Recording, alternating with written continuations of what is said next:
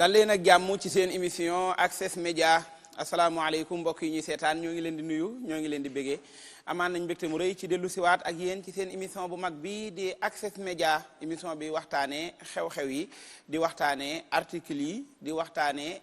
turi émission yi ak thèmes yañ cay waxtaanee di waxtaanee léeg-léeg séries yi di waxtaanee lépp loo xamante ne day jàll ci média te ñu jàpp ne amal na leen njariñ niñ ko baaxoo defee noonu la ñuy amaan mbégte mu rëy ci dellu siwaat ci ak yéen altine ba ajjuma ci waxtu wi jaajëfal bu baax a baax ñi ànd ak ñun ci émission bi yëpp ñi ciy jàpp ba mu jak tàmbalee ko ci technicien ya caméraman yi ñi nga xamante ne ñoo koy nose di taataan suñ jëmm yeeg suñ kàddu yi di leen ko indil ñoo ngi leen di nuyu bu baax a baax di leen wàccee seen wàccuwaay beral cant ak ngërëm ñi ñuy seetaan te di ñu bàyyi xel ci biir réew mi di ñu bàyyi xel te nekk bitim réew di bàyyi xel itam liy jàll ci internet bi yëpp te bàyyi ko ci émission bi ak mboolem équipe bi nga xamante ne ñoo ci jàpp ba mu jag beral cant ak ngërëm suñu partenaire bi ñu àndal di Kids Place jaajëfal leen bu baax a baax nuyu leen mbokk yi amaan mbégte ci dellu si waat yi man ak équipe bi ñu ko baaxoo àndal di équipe bu Access Media waa taabali teranga ji ni ma ko baaxoo waxee sama chroniqueur yi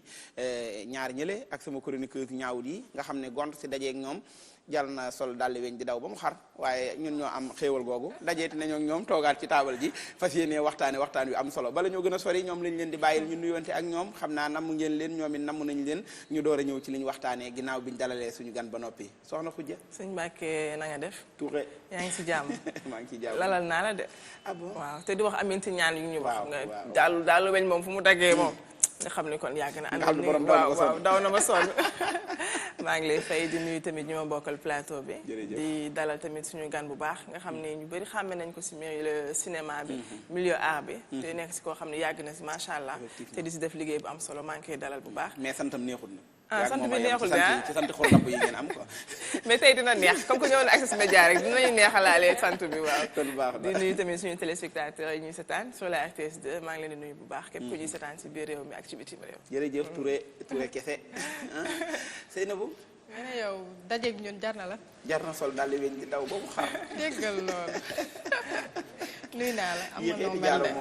am nga noo mel de waaye yi lay def am nga noo mel de. bañ ngeen wéet rek yéen kuy dajeeg yéen bay bon muy wàcc. ah kon baax na waaj nga ak takku nga. ah ma lay nuyu di nuyu ñi ma bokkal plateau bi yëpp di nuyu mbokk téléspectateurs yi di nuyu suñu gan di ko dalal ci plateau bi di ko wax rek ne fii ak ñuy plateau bi di jeex dinaa ko wax doomam fu mu nekk. d'accord waaw dégg nga ko après nga wax ko ndax mu gën a neex loolu beneen joxoñ la boo xam ne ñiy xool ci écran yi dana am ci lu seen xel dem te na bokk ci prof. waaw Mbacke si la maa ngi lay nuyu. ñoo ngi lay fay. di nuyu ñu ma bokkal plateau bi. jërëjëf c'est toujours un plaisir bokk ak gars yi plateau. di wax suñu gan bi welcome ci plateau bi sois la bienvenue. merci. di nuyu suñu téléspectateurs yi ndax bu dul woon ñoom moom émission bi du am. dëgg la de. ndax dañuy def pour ay nit di ko seetaan di ko apprécier. yenn saa yi nag ñu wax ci loo xam ne moom dafay dënk ñu leen ci jéggalu. wala yenn saa yi ñu wax loo xam ne nit moo ñu gën a xam.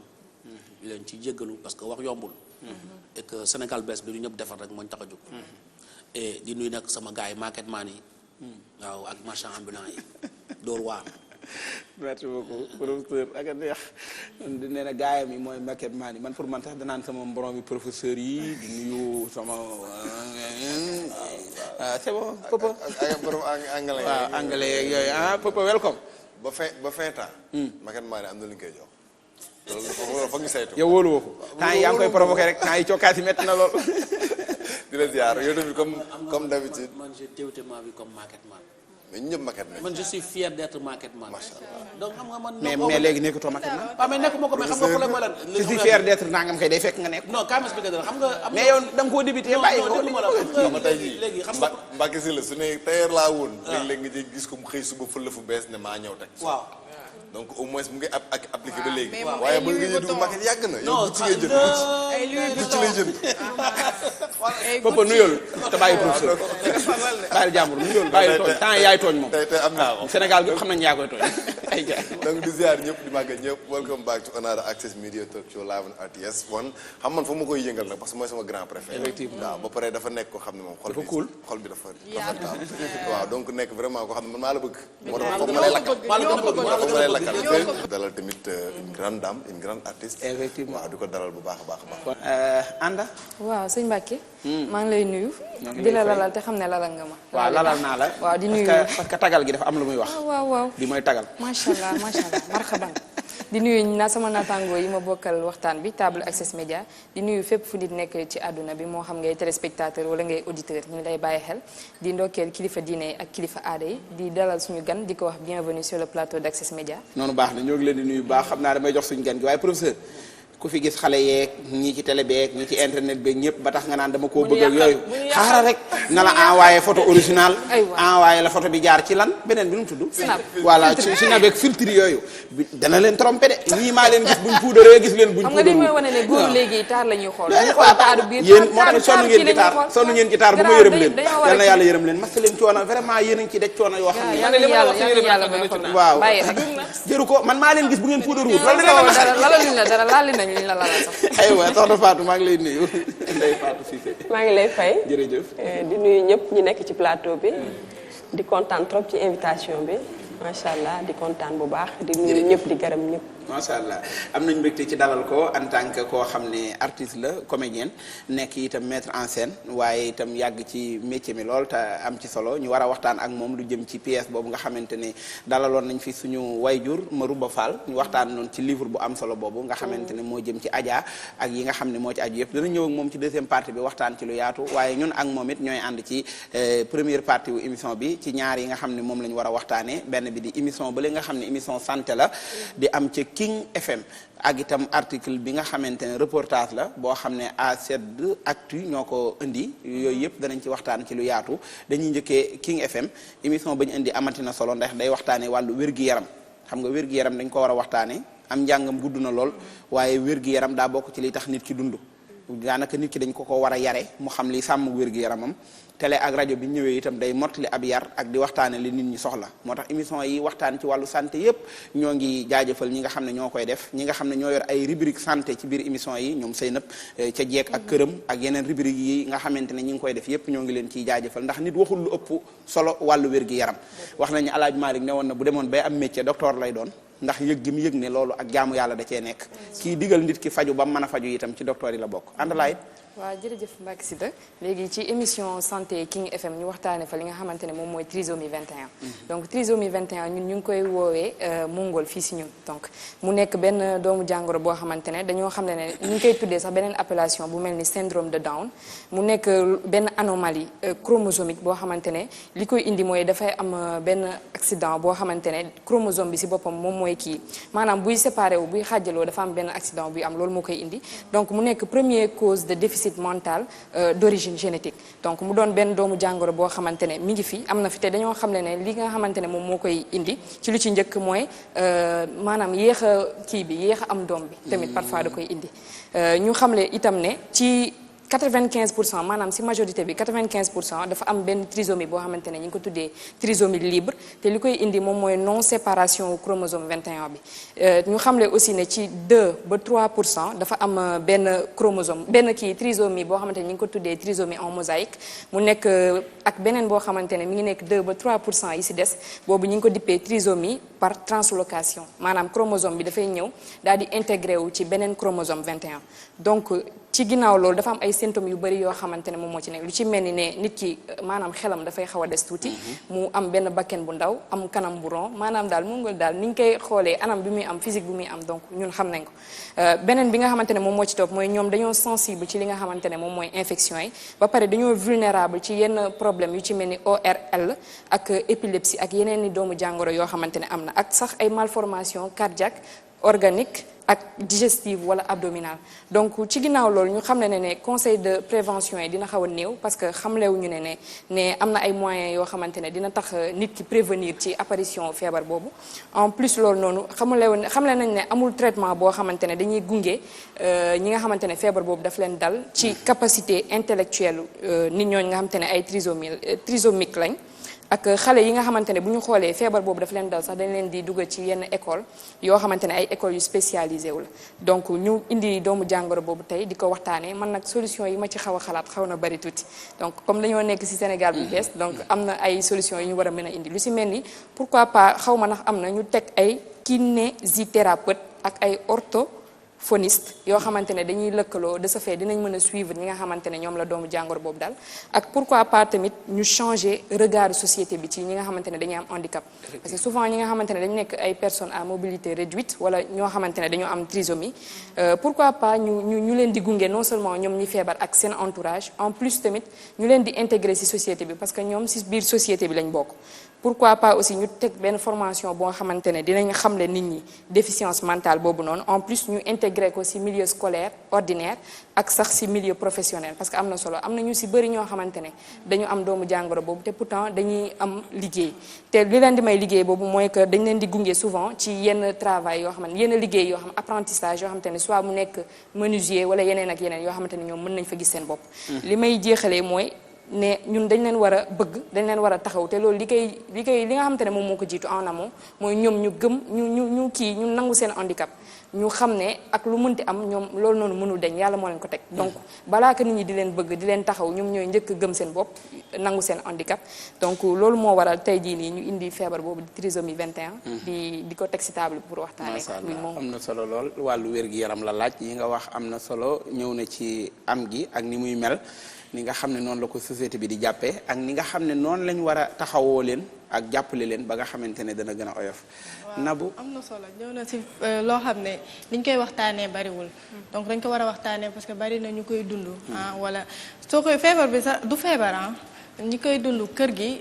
sa yaay ak sa papa sax mën nañu wax ne moom ñoo ciy gën a sonn ndax ñoo koy dund c'est pas une maladie comme moom ni mu ko waxee c'est une anomalie chromosomique parce que ñun suñu yaram dafa amee lu ñu woowee cellule alors cellule bu nekk dafa amee lu ñu woowee patrimoine génétique li ngay jëlee sa papa li ngay jëlee sa yaay nga am ko donc ñu am 46 chromosomes cellule bu nekk dafa am 46 te 46 yi par 2-2 la ñuy taxaw par 2-2 léegi soo demee ba ci 21e paire bi maanaam chromosome 21 foofu au lieu mu am 2 3 wa fa nekk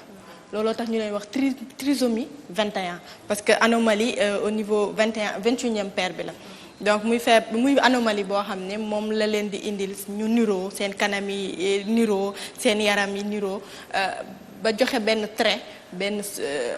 kii yu fi amoon peuple yu ñu doon woowee mongol Asie la nekk ñoom dañu xaw a niroog ñooñu ñu koy woowee mongolisme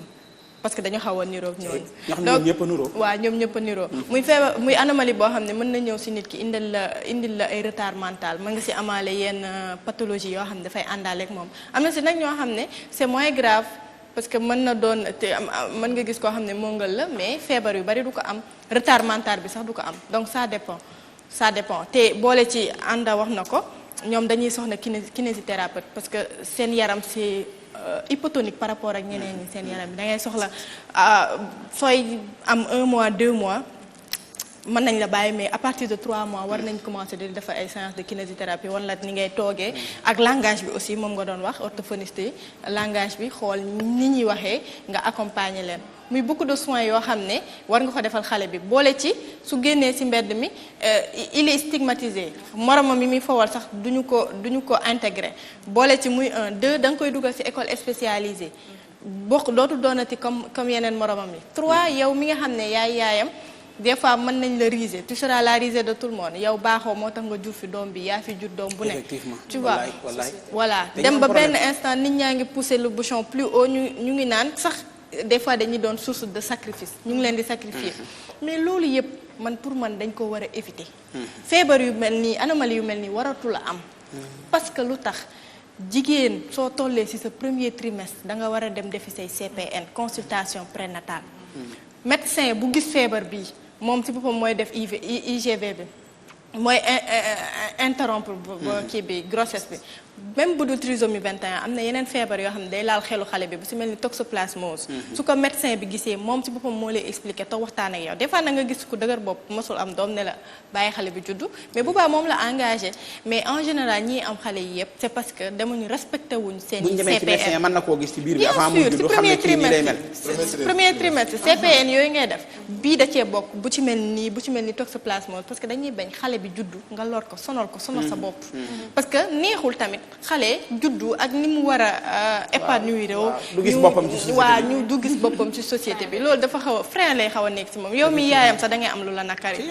mais bon su fekkee ne tamit nag sàggane nga wax tamit ndogalu yàlla moom li mu namm ci jaam bi rek ay am ba xale bi ñëw da nga war a xam ne tamit lu la yàlla dénk la parce que ci biir élément bi maa ngi gis la dame mu ngi expliquer rakkam bi mu amoon elle était alitée mënul def dara da nga koy sexal muy lekk da nga koy yóbbu toilette di kii mais elle en parle avec beaucoup d'affection beaucoup d'amour tu sens que ne kooku bëggoon nañu ko elle en parle moom fàtte na sax thème bi mu doon wax mu ngi wax ci rakk ji mu ngi ciy indi ay détails yoo xam ne da ngay gis ne ci xolam la ko tibbee te bariwul ñu mel noonu en général xale su juddoo am yenn malformation yi dañ koy beddi voilà dañ koy ber te loolu dafa xaw a même kër gi bu xale yi foofu wala ñu koy seetaan wala ñu cinéma lañ koy def di ko seetaan donc xale yu mel nii dañu soxla affection effectivement dañu soxla ñu leen xale lañ comme yeneen xale yëpp dañu soxla ñoo xam ne dañ leen di jege et surtout comme ni ko Anda waxee ñu xam ne ñoom seen màggaay dafa yéex seen xel dafa xaw a yéex ñu leen di bàyyi xel bu baax a baax a baax très bien Khoudia du ma ñëw sax ci côté médical parce que ñoom ñaar ñëw nañ ci bu baax mais plus assistance famille bi lay wax parce que boo amee doom bu mel noonu vraiment doom la rek comme yeneen doom yi c'est vrai que dafa ñëwaale ak feebaram mais ci li ngeen doon wax sànq pour médecin bu ko gisee ci premier trimestre bi xëy na mën nañu def interruption de grossesse mais pour man vraiment waru ko mën jar parce que gis nañ fi ñoo xam ne ay trisomiques lañu mais dañuy dem di liggéey parce que nee nañ en fait feebar bi du benn aspect bi rek mooy sa xel bi day wàññeeku am na ñoo xam ne en fait ay extrême day nekk ñii seen xel day wàññeeku trop ñii seen xel développé donc am na si ñoo xam ne yàlla mën na leen def ñu nekk trisomique mais seen xel day développé donc nekk na feebar boo xam ne terewu leen aussi ñu dund xëy na du ñu am durée de vie comme ñi ni ñeneen normal mais dinañu dund yenn at yi donc mën nga am doom ba pare nga dundaale ak moom donc day fekk aussi yow nga xam feebar bi sa doom bi am donc boo ko xamee xëy na ak assistance médecin yi bu ñu la ko expliquer yow di nga mën xam nan nga koy encadrer ci biir kër gi parce que ñu ci bëri dañ koy am mais dañuy nëbb xale yi gan bu ñëwee ñu tëj ko ci biir néeg wala loolu alors que warul donc xale bi yow boo ko amee xëy na war xaw a am kersa daal ci nit ñi di ko gis dañuy am kersa alors que xale bi yow boo ko poussé xale boo xamee ne yow bëgg nga ko vraiment dina mën développer wu xëy na du mel comme yeneen xale yi mais dina mën développer wu ci rythme am normal donc côté boobu aussi war nañu ci taxaw même à l'école parce que man fi ma jàngee amoon nañu benn section boo xam ne xale yoo xam ne noonu la ñuy mel foofu la ñu nekkoon mais ñun beruñu leen woon yenn saa yi sax dañu daan am ay activités yoo xam ne dañu ko daan bokk ak ñoom ay dessin wala yooyu noonu parce que day tax aussi ñoom ñu ubbeeku mais nga ber leen ñoom seen côté rek foog naa ne nekkul aussi solution bi donc assistance nit bi ak société bi foog naa ne loolu dañu si war taxaw bu baax. dëgg la lu ci am solo la Papa waaw lii fii Khoudia daanale de laay ñëw parce que nan la leen di xoolee au Sénégal loolu pour man mooy question bi quoi déjà di remercier tamit waa King FM parce que fan yii ñu ngi fay dem lu bëri seen émission am na solo trop débat yi am solo la ñuy def donc ñun nan la leen di percevoir en général ñun ñëpp ku ci nekk am nga ci koo màggandool ci koñ wala koo ci xam wala yooyu mais généralement ay clown lañ leen défendre ay comédien lañ leen def tey jii sur les réseaux sociaux on a le cas du petit Fallou actuellement soo xoolee lamb ji tout le temps da nga ko ciy gis donc en fait au lieu ñu leen di dimbali mais dañ leen di utiliser. te moom daf koy wax sax day wax bu leen ma wax mongol man Fallou laa tudd. dañ leen di utiliser au lieu que ñu koy dàkkal ay fecckat ay ñuy kii ñu di filmer di ko kii pour nit ñi pour amuser la galerie te man je me dis que ils ont juste besoin de ñu leen di orienter. ba pare tamit ñu xam ne ñuy compter parce que tey jii fi àdduna bi toll tey jii soo demee aux États-Unis am na benn jeune bu tudd John. c'est un trisomique. mais dafa yàgg bëgg mélanger ay kawas daan jël ay kawas mélanger couleurs yi fii mélanger couleurs yi bi papa ji gis ne da bëgg kii papa ji di ko si jàppal ne ko léegi day foog nga góorgóorlu ba créer sa marque yow mu ko ciy jàppal di ko jàppal actuellement les chaussettes folles de John la marque bi tudd il est devenu milliardaire milliardaire ci jaayum kawas waaw te trisomique la ba pare actuellement 5% chaque fois recette annuelle am da koy reverser xam dafa am Jeux olympiques spéciaux yoo xam ne pour ñi nga xam ne matuñu ñooy def sport yi moom mooy sponsor aux Jeux olympiques trisomique la tey jii soo ñëwee en Grande-Bretagne am na benn xale bu ndaw bu am 7 ans boo xam ne mooy égérie mooy modèle benn marque boo xam ne ay yërewu xale école lay jaay moom mooy égérie bi soo demee beneen pays tamit kon dañ leen a war a jël boole leen ci non parce que dañ cee bokk xam nga tey jii déjà première exclusion bi déjà rek pour man mooy partie bi gën a difficile suñu borom daa sàkk te yemalawu benn jour doon nañu ko wax fii ñun ku ci nekk si ñun ak sa handicap ñenn ñi daa feeñle ñenn ñi feeñlewul niveau yi bokkul nit bu parfait amul ku ci nekk am nga sa benn handicap bu ndaw booy doxaale donc man pour man li ci am solo rek mooy nan la leen di percevoir ba pare waruñu tamit jàpp ne forcément ku ko am rek am na loo def wala am na loo sacrifié wala am na loo kii wala chaque fois day am lenn lu ñu koy dendalee justifié rek foog ñu am dara te sunu borom mooy sàkk doomu aadama yi ku ci nekk ak na mu mel. tey jii mën nga sax dem def sa premier trimestre ñu ne la da ngay am doom bu trisomique nga am choix damay garder sama doom bu trisomique. dama koy gérer. fekk yow pare nga moralement pour psychologiquement nga pare ko. c'est que léegi nag tamit il faut nga sóoraale xale bi par exemple ça dépend de la société yow société yi nga wax. am na feebar bu su mel ni vitiligo. par exemple foofu. sa yaram di jékki-jékki di xees xàppatiku. mais il y a des stars yoo xam ne jib bi voilà mais foofu tu es bien man kee sax da nga koy doon tu es fier. mais soo ko doonee fii Sénégal soo rombee ñu xool en fait ça c'est société dépendante. est-ce que xam nga ne feebar boobu noonu. moo indi xeesaayu Michael Jackson xeesalu Michael Jackson. c'est ça moo ko dafa jiboon yaram bi donc moo tax pour. non c'est toléré là-bas mais c'est-à-dire man je me dis que lépp li am rek pour man suivi la ak orientation rek. ak tamit jël conscience de responsabilité bi nga am. parce que tey jii xale bi normal xale bi nga xam ne jàpp nañ ne dafa normal que am na yenn attitude yu bëri. traitement am bokkul ak xale boo xam ne il est trisomique wala benn ça demande plus de travail ça demande plus de responsabilité. donc man li am solo rek mooy ndax pare nga pour accueillir ko. déjà xam ko foog nga xam ko balaa muy ñëw. nga def sa travail psychologique ndax pare nga su ñëwee tamit nga xam ne il est spécial ba pare aussi ci réew mi tamit ñu fexe aussi doté wu tamit d'institut yoo xam ne tey jii xale yu spéciaux parce que xale yu spéciaux la ñu di owee. parce que léegi-léegi tamit nga gis si koo xam ne ni muy amee ñoo xam ne dañuy retardé parfois tamit ñu ngi ciy fekk ay surdoué ñoo xam ne lu ñuy xam nañ ko ñaari yoon donc maanaam faw tamit réew foog mu am yooyu ay maanaam foog ñuy sóoraale ne askan bi am na ñu mel nii. am na ñu mel nii te foog ñu mën a encadrer ñëpp ba ñëpp yëg seen bopp ci biir réew. lu am solo nga wax ñun nag jib sax bu njëkk bu ko nit daan def parce que li ñuy waxtaan nii dama ci xam bëriwul waaye jib dañ daa wax ne nitu àjjana moo koy def. maanaam bu nit jibee ñu ne nitu àjjana la. ça veut dire que loolu daf daan tax société bi jox ko wàccuwaay bu rëy rëy man bu yàggut laa koy wax rek ku ne ma am ko ñoom xam nga yéen moom lu ne yéen a koy jàng naan jib feebar laa affaire yooyu ba mujj yàgg ni di kii waaye jib daal lañ gënoon a miin moom lañ gënoon a mën a jaxasool xëy na ci yii ngeen di wax lu mel ne puune wala lu mel ne mongol moom man bi ma commencé gis yàggut damaa xamul ba xam ci feebar yu bees yi la wala ndax yàggoon na fi lool waaye en tout cas kon ni ñu koy exposé léegi wala ni nga xamante ne dañ koy génn mu doon koo xam ne day fu ñu ko gisee dañuy ree di ko teg ci scène yi devant la public loolu kon moo amul woon bu njëkk xëy na professeur waaw léegi xam nga l'être humain a horreur du vide ñun problème bi ñu njëkk am mooy problème d'information xam léegi lu ñu gis mënuñu ko expliquer rek dañu ko wutal explication léegi suñu soxna yi dañu doon jur yu mel noonu mais dañu ko doon nëbb l'enfant est caché dans la maison parce que pour ñoom soit liggéey la wala déshonneur la wala xale yi waruloon judd parce que amuñu woon explication scientifique bi ci war ni que lii lu mën a am la dañ daan wax ne yaay ji moo fi sëy lii voilà moo fi sëy lii voilà moo fi donc pour ñoom amuñu woon explication scientifique bu wane ni que lii lu normal la donc puisque amuñu woon explication scientifique il fallait ñu indi benn explication rationnelle bu ñuy jël beneen boo xam ne feneen lañ koy jëlee pour nag justifier loolu mënuñu koon wane loolu moo doon problème bi départ léegi ñu dem ba nga xam ne léegi nit ñi xam nañ explication bi mais l'information bi ni mu war demee eggul fépp fi mu war a egg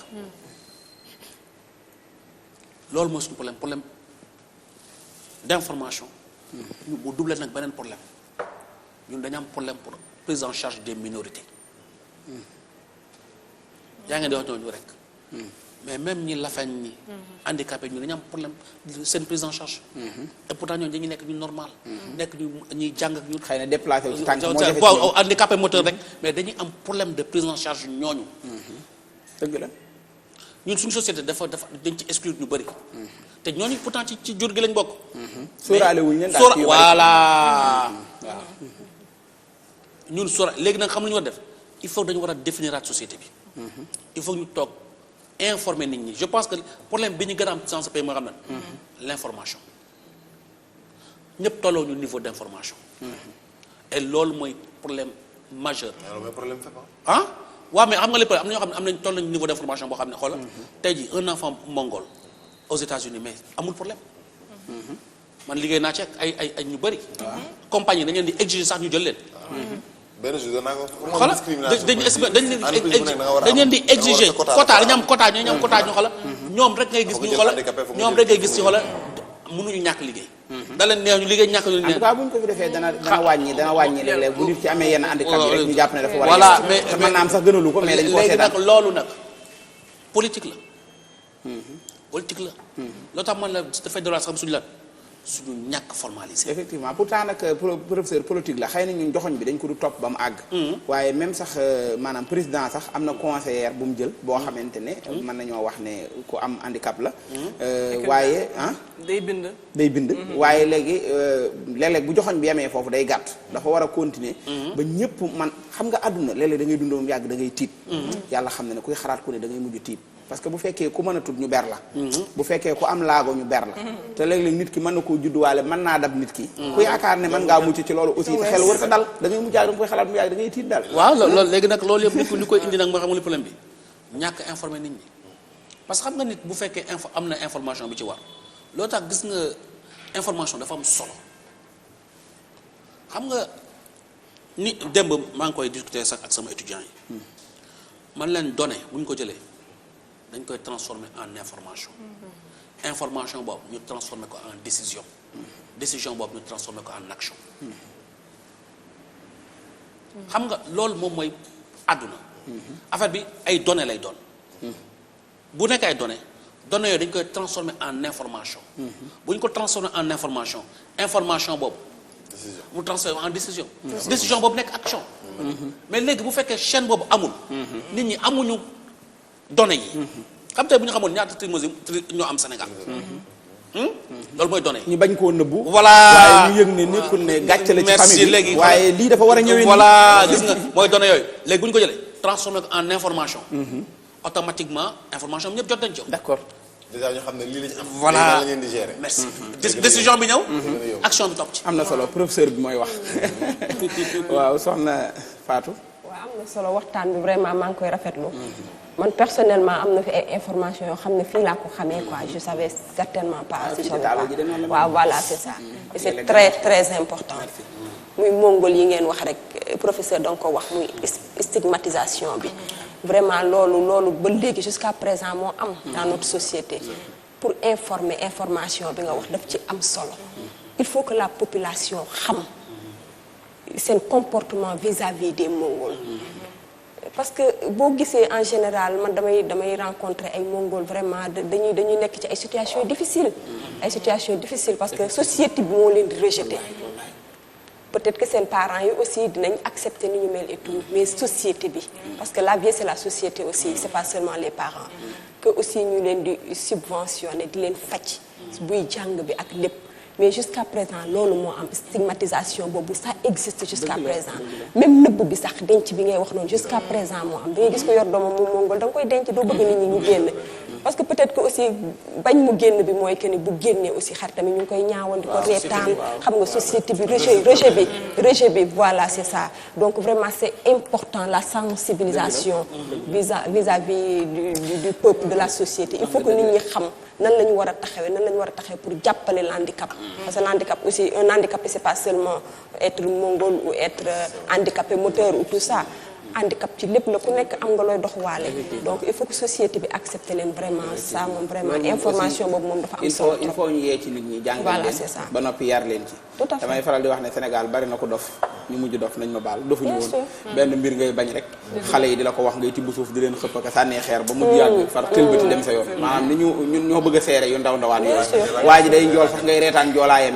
ba fàttali ne yow da ngaa gàtt xam nga loolu aussi maanaam feebar la daal loolu moo tax waaye xoolal kii ni njoole di xaaxataay yow da ngaa gàtt de moom it mën na laa ree di xool ne yow da ngaa gàtt ñun dañoo am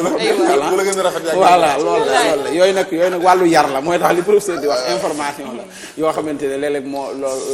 loolu am saboteeg reetaan ak sikkalaate yooyu loolu moo mën a ñàkk daal la li gën a grave mooy que léegi jur sa doom ba pare mu am problème yooyu ba pare mu confronté li ñuy wax bullying mooy génn dem école xale yi commencé ci moom waaw xam nga loolu rek moo tax maire yi dañ koy garder. mais pour résumer lépp sànq rek. ah ñàkk xam la moo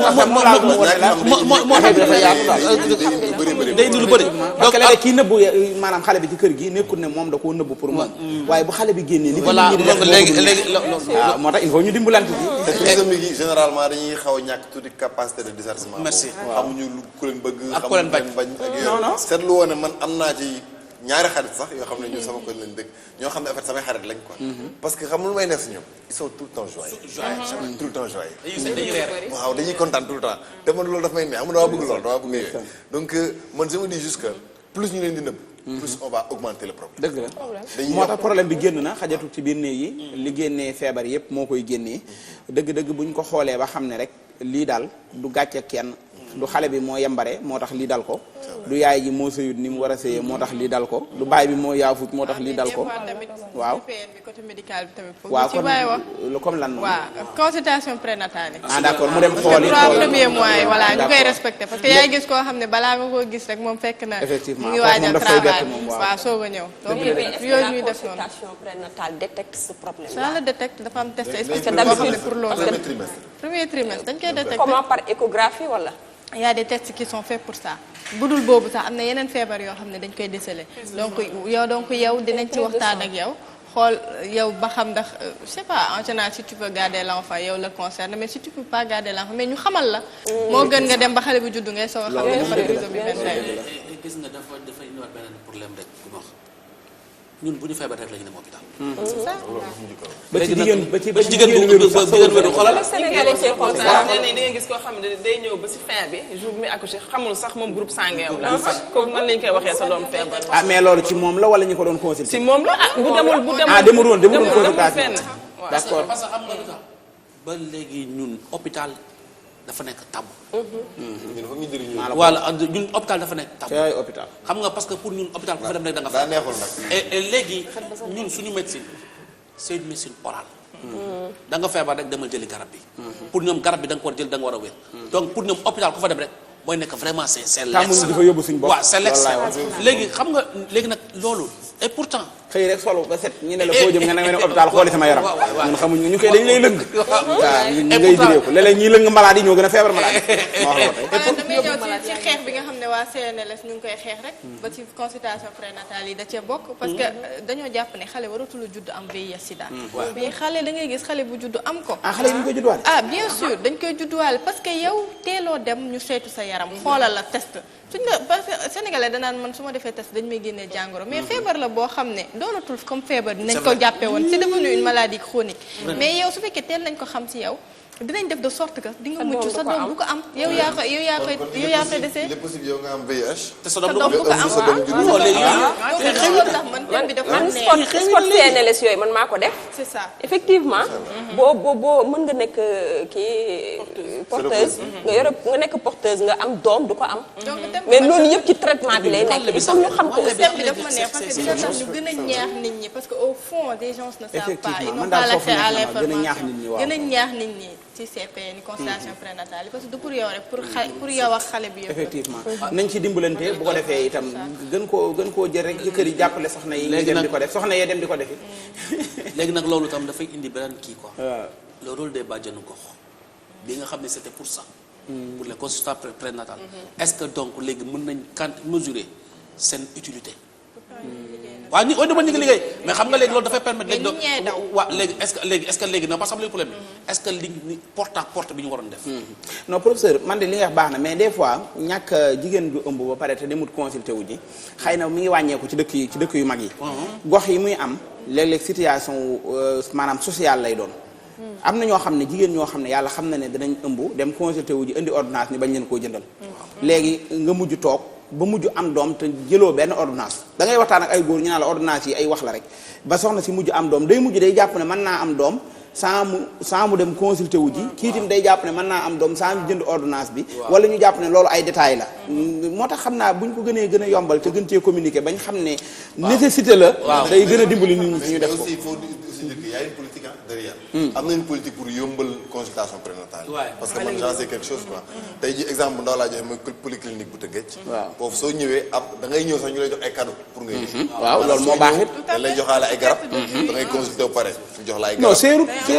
dara seeru ci seerul ba pare dañ lay mayaale yi ngay soxla li ciy seer ak ni ay échographie lay doon te doo ko def à chaque fois te même écho yi sax li muy jar foofu jaru ko ci clinique yi laay man de li ma xawaree ci loolu maanaam ànd ak soxna si mu dem consulter wu jeeg yooyu ak jënd ordonnance yooyu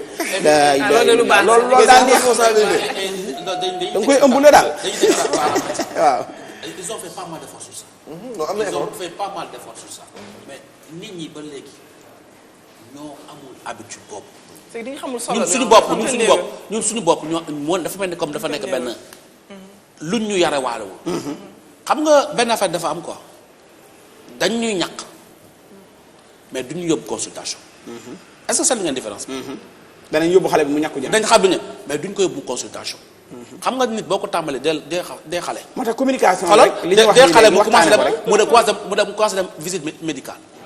nga 5 ans nga yóbbu 10 ans nga yóbbu chaque mois nga ne ko yow da nga war dem visite médicale kooku day doon habitude ci moom ba nga xam na ni que moom dafa dem visite médicale dañuy wax check up mais ñun bokkul suñu ay habitude check up man baax na aywa ñu dem muy check up ma ko moom il faut mu rax ci lu ci bokkul yow daal looraa bu rax ci përëm mais check up mooy visite médicale li nga wax rek la nekk waaw Sénégal dañoo am benn culture fépp soo waree dem hôpital dañ laa lëng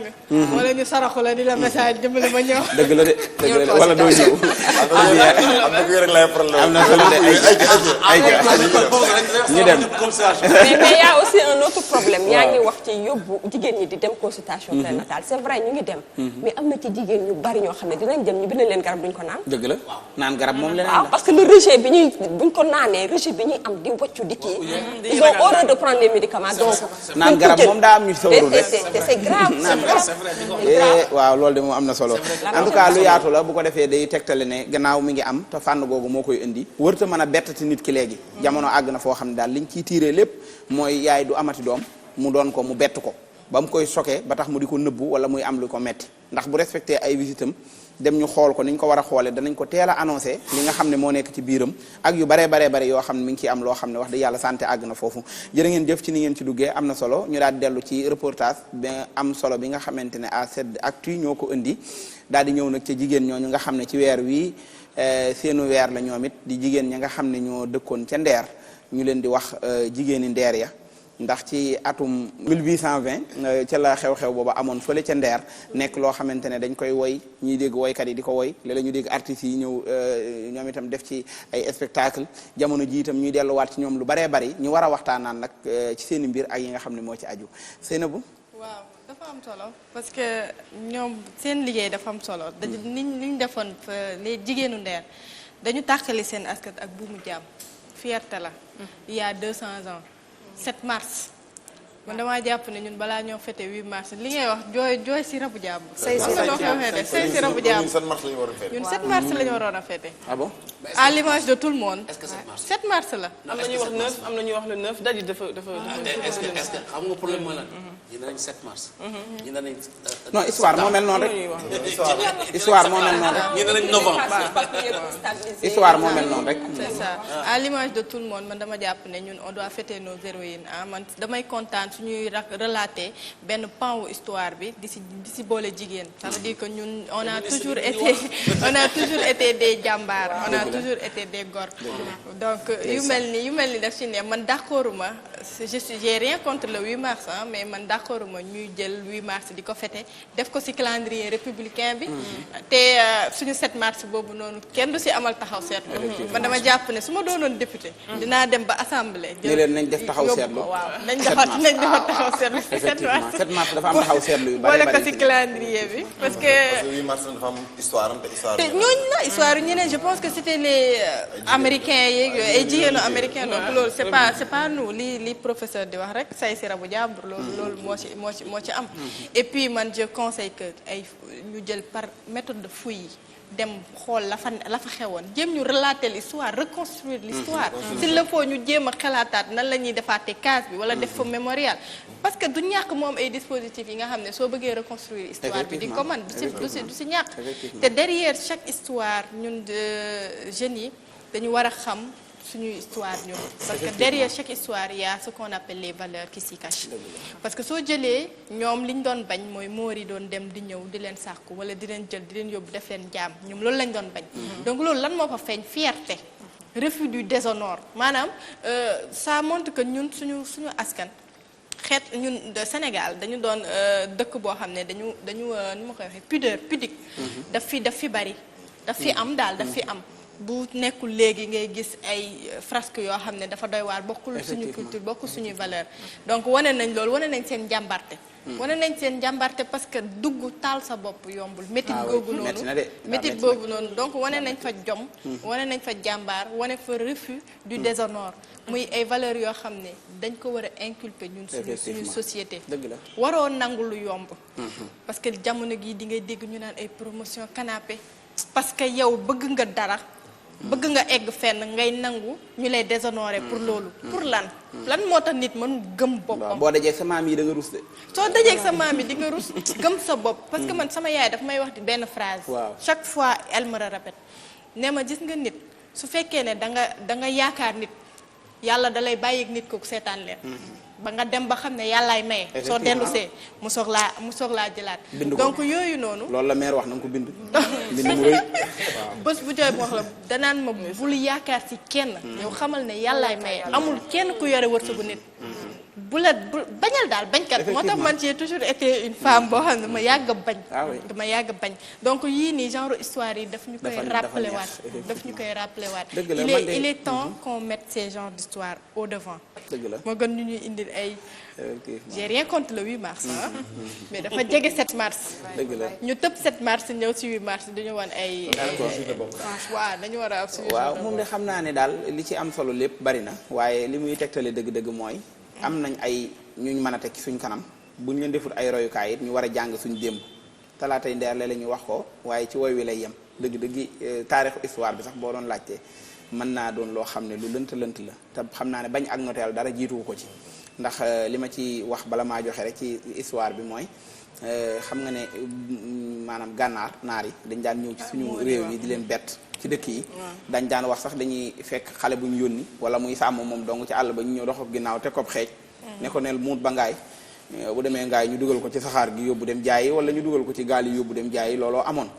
bi nga xam waaye nag loolu waalo mosu cee bokk waalo ñoom dañoo masoon a bañ lool bu ñu leen masaan a jàpp sax dugal leen ci gaal di yóbbu day dem ba ci digg géej gi léeg-léeg mu tëb kooku tëb daanu ca ndox ma xaru moo ko gënal muy dem di doonub jàmm loolu dafa nekkoon loo xam ne seen dignité la woon ba buur boobu nga xamante ne mooy Amar Fatim Borso Mbodj xam nga ne moom ci boppam moom la naar yi attaqué woon ñu xeex ak ñoom xeex bu metti bari ci góor ñoo xam ne dañ cee gaañu am ñu ci faatu biñu demee Saint-Louis yu faju ji nag ci la leen naar yi ginnaawu waate ca talaata ja ñëw nag ndeer attaqué si leen bi ñu reyee góor ña fa desoon comme bariwuñ rey xale ya nga xam ne ñoo fa des war a jàpp jigéen ñi yóbbu ci la lingeer bu mag boobu ngeen xam nga xamante ne mooy Fatim Yamar di Fatim Yamar maanaam xari yaaya mi nga xam ne moo jur lingeer yu bari ya moom moo defoon déclaration bi woo jigéenu ndeer ñépp ba ñu wuyu ko mu ne leen ñaaray am suñ doom ya ca tool yi ñëw fekk ñu jàpp leen ñu doon ay jaam ëllëg wala suñu bakkan yem fi tey ñaar yooyu am daani nag koo xam ne nag doyloo naa la topp ma ñu topp ko boot seeni doom mu dem dugg ci néeg ba taal ko ndeysaan mu lakk ba jeex tàkk loolu mooy histoire bi foofu nag lan lañ ci mën a jàng waaye dafa lëkkaloo soo ne les femmes de Nder di nga ñëwaale di relaté waale histoire royaume du Waalo donc histoire la boo xam ne mën nañ koo gën a yaatal di si amal taxaw seetlu comme ni ngay wax Andalaay waaw man dama kontaan sax parce que ñun suñu histoire buñ koy waxtaanee dafay wane ne ñun soxlawuñu beneen référence ñun am nañ suñu yëfu bopp te dëkk moom bu amul culture xaw ma ni ñu koy waxtee bu amul culture rek du dara te ñun am nañ ay culture te il est temps que suñuy culture ñu koy waxtaanee teg ko suñu penc mi di ko gën a tamit taxawaay bi gën a dëgër tamit ci école yi ñu koy jàngal xale yi nga xamante ne ñoom ñooy ñëw parce que yow histoire bi ni nga ko expliqué donc wane na ne jigéen yooyu ay jàmbaar lañ parce que li ñu naan ñàkk pexe sax pexe la donc ñoom ñëwuñu rek tëb rek xaru déjà dañuy njëkk a xeex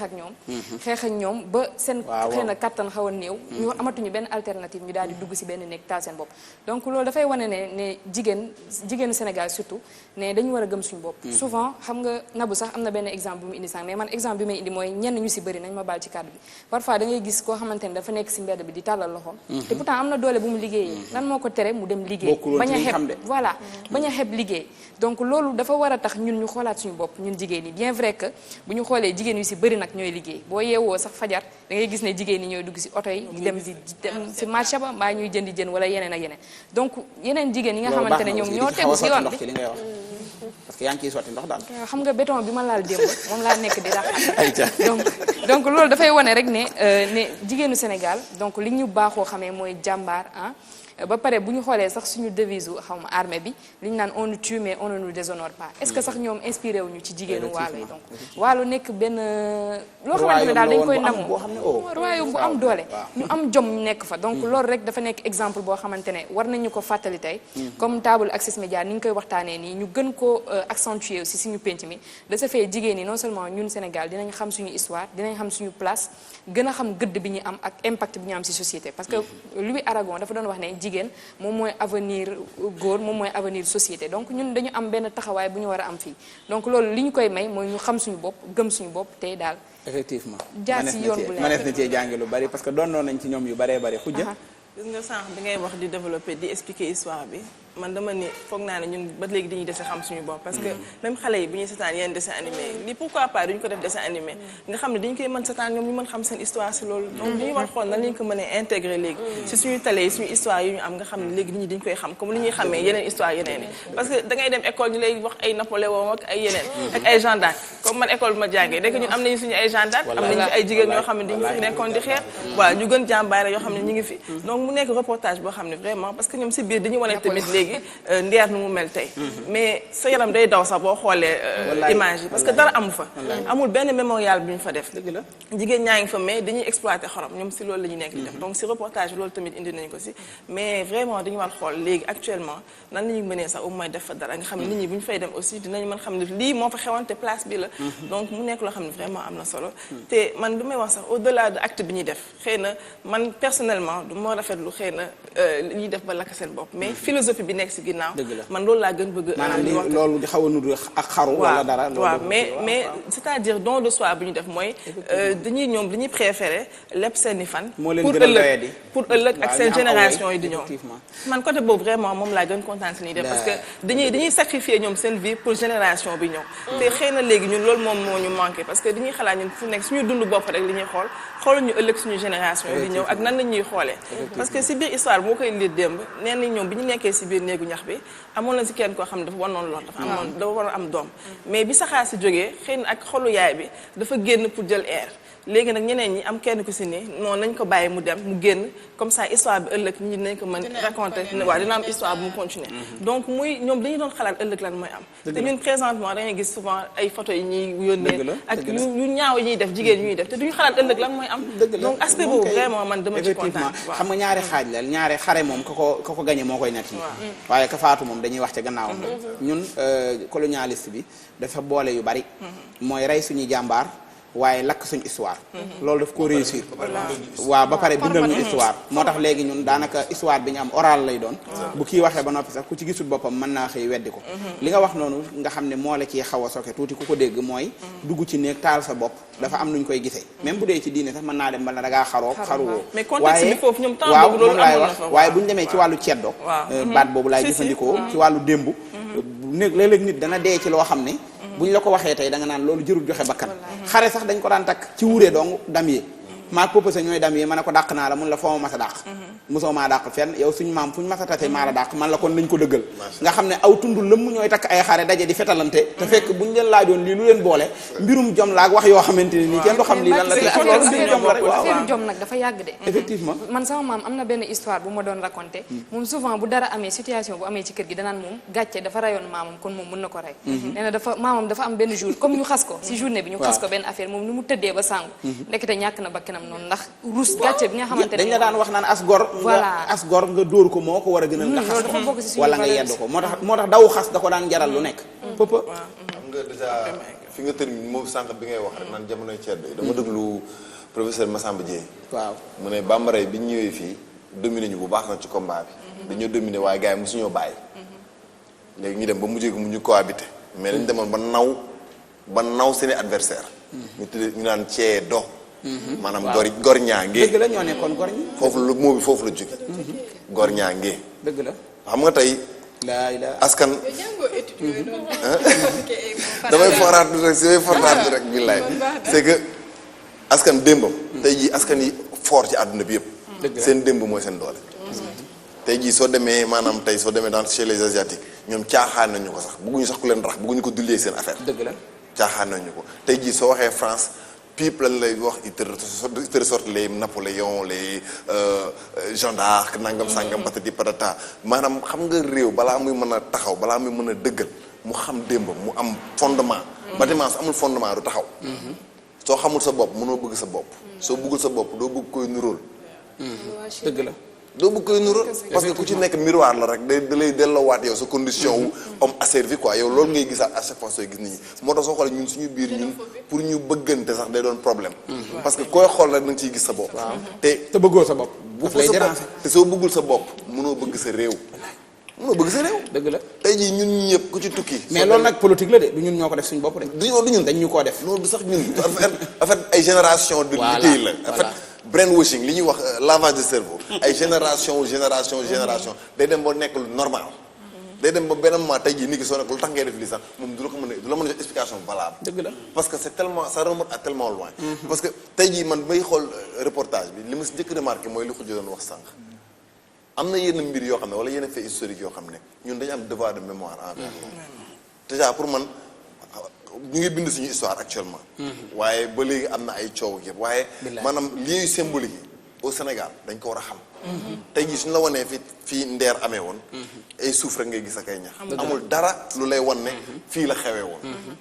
donc tey jii pour man tey jii soo demee tey ci yenn lieux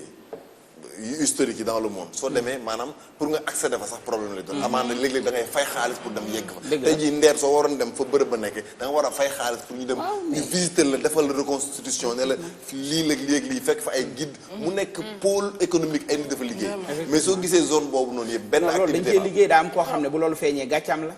du nangu mu feeñ ndax moo yor doole ji aussi ñoom sax dañu lay gëmloo sax ne la Ndeer amul histoire bi dañ koo créé lu ñu créé la rek tegal ñu ko nii mais nag réellement amut du loo mën a làmb di ko daj tey yii bëri na tey ci àdduna bi ci histoire àdduna bi ay mbir yoo xam ne amul benn preuve palpable boo ci tey te pourtant da nga koy nangu parce que dañ la ko jàngal école ne la lii moo am te da nga koy nangu c'est-à-dire ñun suñu histoire te ñun on a une tradition orale tey jii même université man ma fay nekk bu ma nekkee lettres modernes dañu doon jàngal l'histoire de la littérature la grammaire moderne la grammaire scolaire traditionnelle ak la littérature orale parce que ñun oralité mooy suñu aada suñu cosaan ñun dañuy retransmettre de bouche à oreille maam jàngal papa jàngal doom en fait noonu la ñu mel donc c'est pas parce que binduñu mbir sooy xalaatee de manière cartésienne da nga naan lu ñu bindul rek amul tey jii li may wax gars yi te xam nga histoire bu nekk suy ñëw histoire boo mën a gis légende yi mag yëpp day am mythe ci ginnaaw parce que plus ñu koy transmettre plus dañ koy gën a taaral tey jii dañ naan lan Soundiata Keita da doon raam ba mu amee 7 ans yaay gi dem di ñaani xobu guy ñu toroxal ko mu dem mer buddi ji guy ga ñëw sampal ko ci diggu kaasam ne ko léegi kuy ut bu xobu guy fi nga koy utee mais parce que xam nga loolu lan la da ngay war a en fait ñaax say doomi réew la soo xamee sa démb xam ne sa réew am na passé wu njàmbaar yow léegi da nga naan kon man waruma des ginnaaw dafa am nu ma war a mel dafa am nu ma war a taxawee donc xam sa histoire dafa am solo. très bien en dehors de loolu aussi am na beneen affaire tamit mooy zone bi soo koy xool tamit si biir reportage bi benn activité économique moo fa am mooy xorom bi te nit ñu image ñu wane tamit condition de travail yi métti te dëkk bu mel noonu man je me dis que tey histoire Ndeer rek déjà source xaalis la war a nekk source réussite économique la war a nekk donc nañu fexee nu ñu gën a organiser loolu ba nga xam ne tey saa ñuy dellu suñu démb ñuy ñu si mën a wax ak fierté ba pare di yëkkat suñu bopp daal am na solo am na ci solo merci prof waaw léegi xam nga dafa nekk loo xam ne c'est un peu waaw déng-déngee daal waaw mais am nañu ko gëmut aussi moom daa bokk si yooyu non xam nga wax mën a gëm waxal sa xalaat rek waaw xam nga dañ koy teg noonu rek pour xam nga pour amuser la galerie et c'est bon que pour delloo nit ñi ci suñu fierté ak yooyu baax na trop mais xam nga bu leen fàtte leen Sénégal bind daf fi yàgg bind waaw Sëñ Tuubaa dafa bind te 1800 la woon Ndeer 1800 la Sëñ Ba 1927 waaw non mais 1800 la juddu dama laa ne ko pile 1850 yooyu pile waaw dañ doon bind mais après man damaa bëgg a xam li mu bëgg a wax li mu bëgg a wax laa rek ni nga xoolal bu leen jël ni que c'est une tradition orale pour que certes lu baax la le principe bi ñu ko waxee Ndeer pour motiver nit ñi pour wan ne que am na jigéen jàmbar loolu ñëpp dañ koy nangu waaw xam nga problème bi mooy ne que du ma ne gëm ma non xam nga léegi xam nga wax ma ne gëm ma ko wax ma ne gëm ma ko mais xam nga problème yow sax sa bopp ko ne nga mythologie la dañ koy waaw am na fond man weddi man wax ma ne am na fond de vérité am na luñ ci mën a gëm am na luñ ci mën a ñu xam effectivement ne loo xam ne xam effectivement man principe bu xoolal jigéen day bañ waalo dañu mus a bañ jigéen loolu principe la bu am solo bu ñuy nangul mais nag bu ñu demee ba tam yokk ci tam ñu nangul ne que am na ci yokk rek loolu amul problème xam nga non xam nga dama la bësir xam nga loolu c'est purement sénégalais non c'est pas sénégalais defal naa professeur naa jàngal la mythologie grecque wax man bi nga grec mythologie grecque mythologie nordique ñoom Odin ak ñoom Thor ak yooyu tey ci suñuy doom ñu la ñuy fo papa sa man jóguma foofu mu la normalement ñun dañu yàgg yokk ci xar mi karaw mais ci lépp na xola ci lépp ñun xola ci sañu naturel dañuy exagérer xola mënoo ko dindi ci sénégalais exagérer mënoo ko déglu ma man waxuma tubaab bi man ñun laay wax ñun professeur loo bëgg a wax loo réyul rëy de ñun xolal bàyyi ma wax la dara xolal mbaakis la yërëm bi rafet na ñu ne wax nga dëgg mbasin riche la sax te fekk day lay xol fekk marron la de xola ñun dañuy yokk d'accord loolu suñu nature la léegi yow histoire bi loo jàpp ne moom lañ ci yokk non xamul li problème bi mën naa am ne que amoon na jigéen bu bañ ñaar ñett mais village bi yëpp lañ jël ñëpp taalandoo waaw am nga ciy xalaat yow waaw xam nga am naa nangul naa la ko wax xam nga problème mais que am na kenn ko def parce que li nga wax ni du yaa ko njëkk a wax maa ngi junj léegi ne am na ñu ne histoire bi amul boo bokkee ci ñooñoon ñu nangul non wax histoire bi amul de allez y waaw yow ñaari jigéen ñu mer taalub néeg affaire yooyu après waañ wi lañ taal sax boo demee waaw mën na nekk xam nga problème waaw garaawut xam nga problème bi mooy la histoire bi le principe de l'histoire dafa nice waaw jigéen bu bañ yaa ngi koy yàq de non dégg déedéet xam nga léegi le problème bu am nga yàlla daf ñu may muy lan muy xel am ñu am logique dëgg la xam nga logique cartésien dafa am ñu muy nangu ak ñu mu dul nangu tu vois am na loo xam ne bu day naan fiction lay doon après quoi bu ñu nekk jigéenu ndeer yëpp dañ taal seen bopp xam nga loolu fiction lay doon waaw mais loolu la professeur waaw wax ñun rek mythologie grecque waaw par loolu exemple dañuy jël benn histoire benn part de vérité léegi man noonu laa leen nangul nag dañuy jaay suñu waaw jaay bi man ke daal jaay bi d'accord naa ko mais nag xam li problème bi nice na quoi it's very good nañ ko wax jigéen seen waa réew ñoo daax d'accord non professeur jël na histoire dégg nga dañ lay nangul professeur professeur man fi laa dëkk non non man xoolal bu ma réew man xoolal je suis Sénégal non non dégg ma histoire ban histoire seen histoire histoire kat professeur li nga wax États-Unis mais kaay ma la xamal histoire non nañ ñëwaat ngeen bàyyi loolu papa sa kaay ma la léegi dégg ma la xamal bilaay professeur moo mën a ruube mais papa sa bul ruube kaay ma la dara waxuma la ko sa borom xam nga histoire u àdduna yëpp 99,99 du dëgg. d'accord merci léegi professeur man xam nga lu ma ciy yokk xam nga lu ma ciy yokk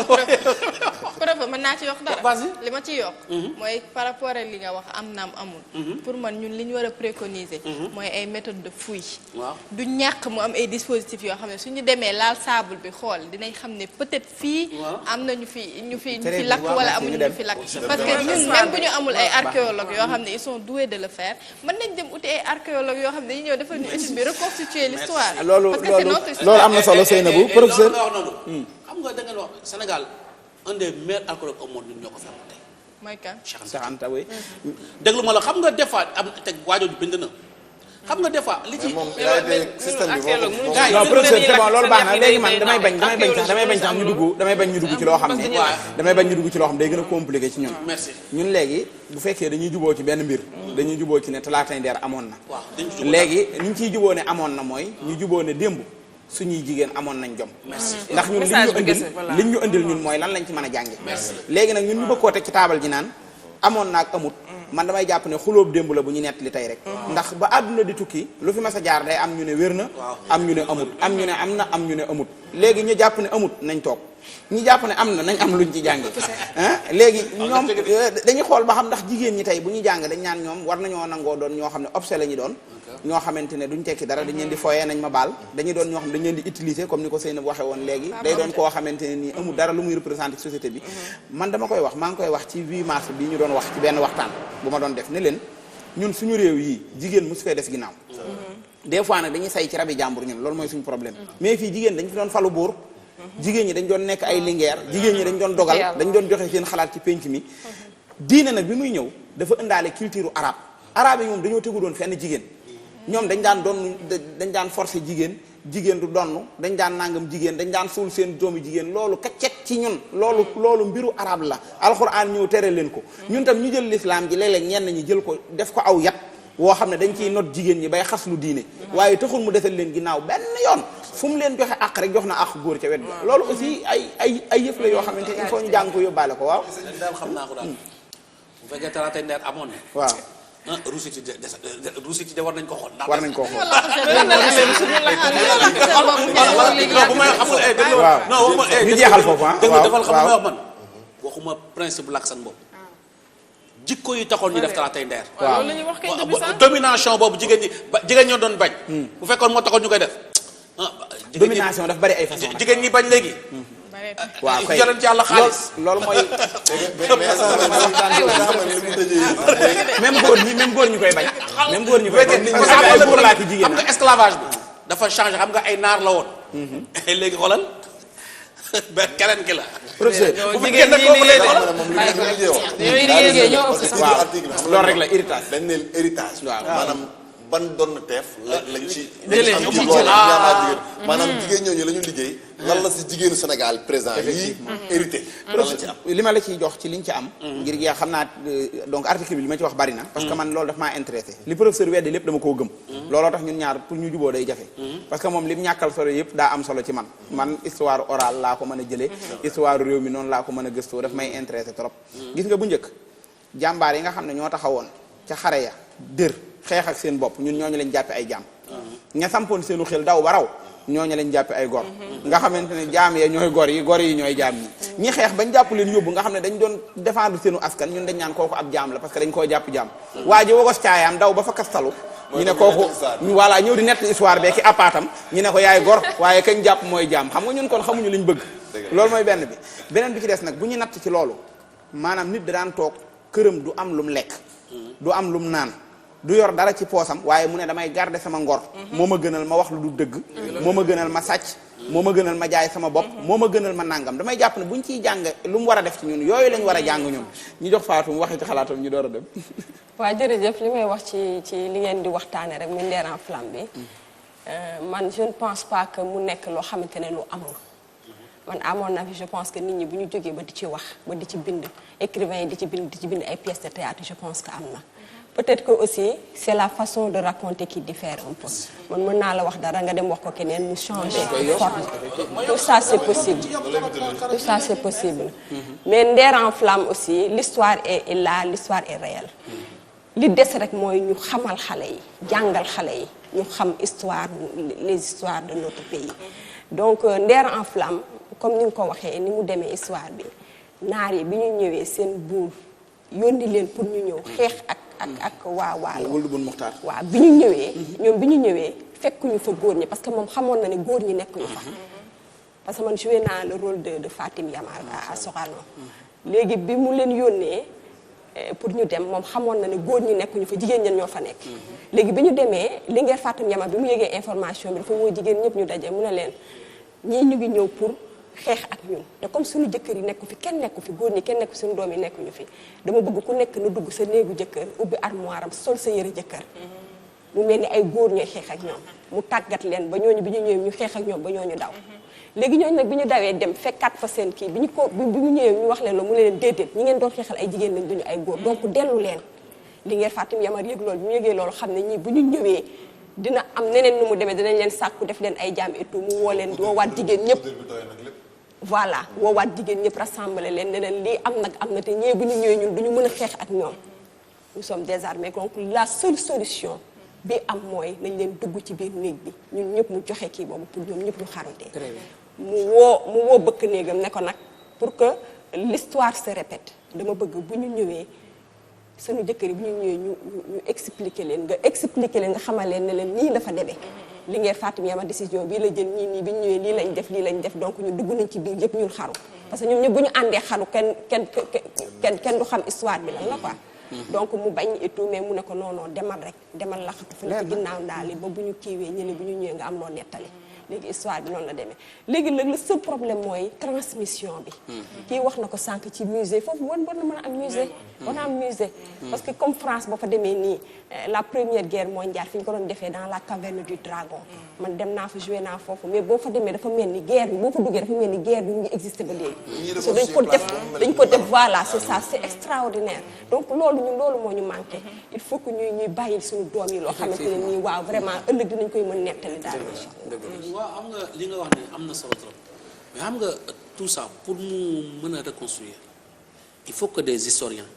et des archéologues sénégalais retracent l'histoire comme ni mu war def nañ ko waaw non non xam nga loolu tax ma la il faut que loolu mu am d'une part pour ñu ko mën ko reconstruire ko te léegi li gën a am solo mooy ne que même cette histoire mooy jàngale bi mooy jigéen ñuy bañ lu ñuy bañ domination servitude léegi lan lañu war a tirer ci loolu moom mooy wax ci loolu la ñuy xaar aussi léegi qu'est-ce qu'on en tire tey jii servitude moom est-ce que léegi du léegi loo xam ne moom léegi ñooy takk suñu bopp di joxe merci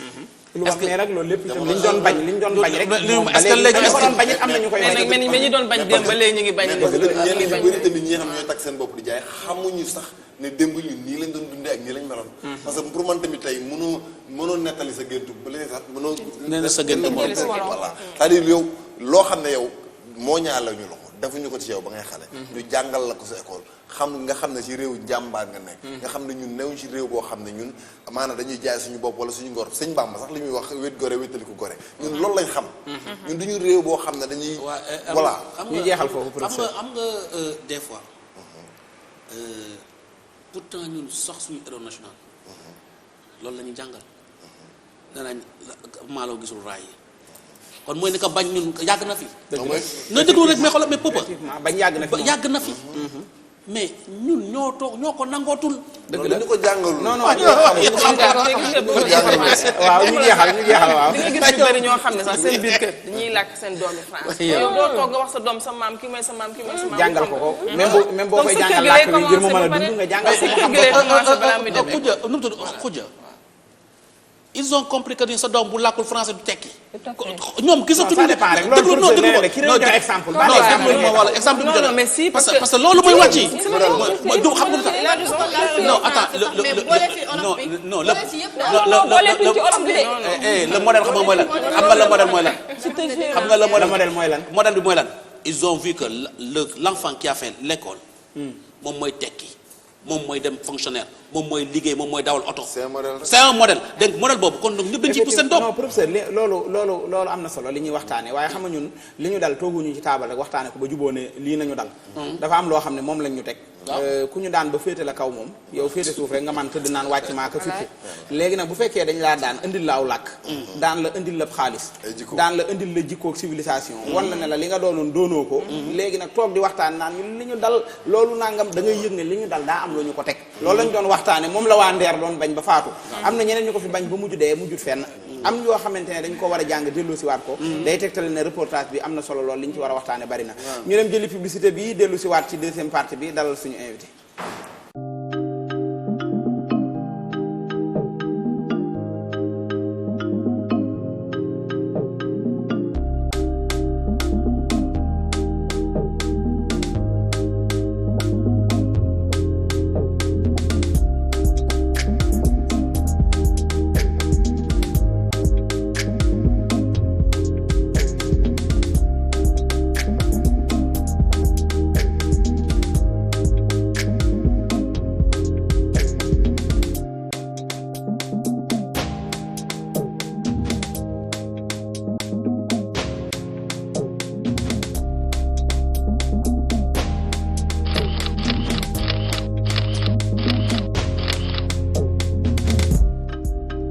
Kids Palace, l'un des plus grands centres commerciaux de Dakar avec des vêtements et chaussures tendance, les meilleures offres de jouets pour les plus petits, des meubles design et de qualité importés du Cameroun et de l'Afrique du Sud, des espaces de jeux et un restaurant convivial pour toute la famille.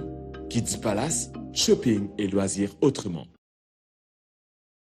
jërë ngeen jëf kontaan nañ ci yéen lool ñooñu ñooy Kids Place partenaire bi ñu àndal ci émission bi ñu jaajëfalaat leen bu baax a baax ndokkeel leen démb daa neex lool waaye léeg-léeg démb day nuroog tey ndax histoire day répété wu fu ñu wax nit ne ko da ngaa amul jom ñëwoon démb dañoo am jom buñ geesoo ci itam gis fa ko am jom lool ba doon modèle ca ñëwoon démb noonu la àdduna bindoo waaye ni réew yëpp amee taarix noonu la Sénégal amee démbam démb joo xam ne neex naa nettali lool amoon ni gor ak ay bañkat ñoo xamante ne sàmm liñ doon tax na ñun ñii ñu doon liñ doon ba tey ndax réew yi ñu digalool te tubaab bi duggoon fa bari na ci réew yoo xam ne perte nañ seen lépp amuñu ci lenn lu ñu dellu làkk sax woo xamante ne déggoon nañ ci di ko wax sax amuñ ko làkku tubaab ba la ñuy yor seen lépp daa mujj tubaabee waaye jàmbaar yi xeex nañ lool ba seen ñaq génn waaye jëmbat nañ fi loo xam ne mi ngi fiy des ba tey ñu jaajëfal leen bu baax baax yéen ñi ñu doon topp ñëw ci deuxième partie bi war a waxtaan ak suñu invité di Ndeye Fatou Cissé Ndeye Fatou Cissé présenté nañ leen ko léegi bi ñu door a tàmbali ñu baree bari ñi ngi koy gis maa ngi koy wax sax ne ko maa ngi lay gis ca série bu bees boobu ngay wër sa doom ju jigéen ji Seynab nee na dana ko woon moom la ñu war a waxtaanal ci deuxième partie émission bi soxna Ndeye Fatou ñu ngi leen nuyuwaat.